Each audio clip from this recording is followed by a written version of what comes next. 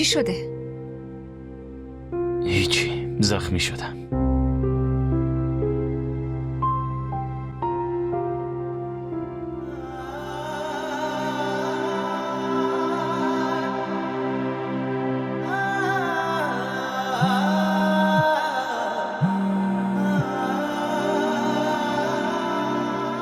الو، چطوری؟ شما؟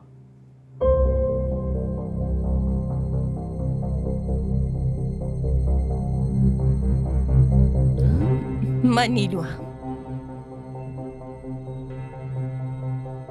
خب بگو. چرا با ایسان ازدواج کردی؟ چرا آوردیش جای من؟ از اولش هم آیسان مال من بود.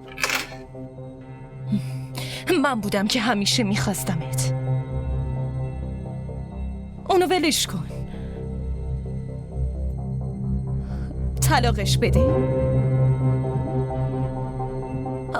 من همه چی رو فراموش میکنم و میام. واسه چی زنگ زدی؟ چرا باید با حرف بزنم؟ داری بهم توهین میکنی؟ خودت مجبورم میکنی. مگه اون آیسان چی داره؟ که به خاطرش به من توهین میکنی؟ از من بیشتر دوست داره؟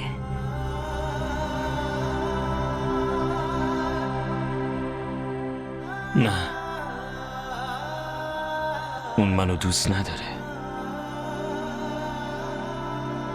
ولی من عاشق آیسانم.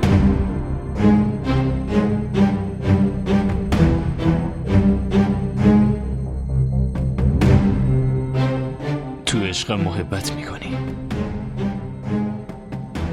محبت نمیخوای. کسی نمیتونه بیشتر از من دوست داشته باشه. کسی هم نمیتونه بیشتر از من آیسانو بخواد.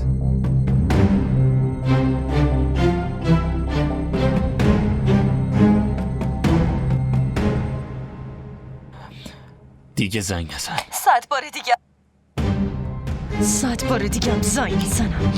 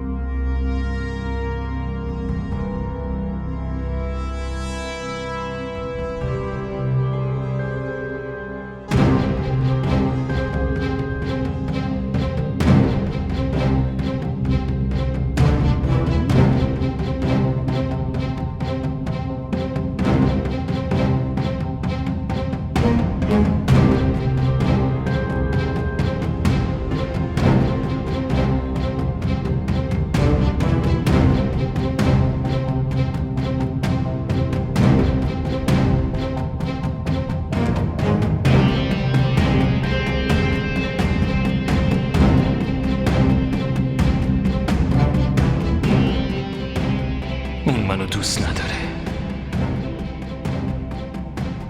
ولی من عاشق آیسانم.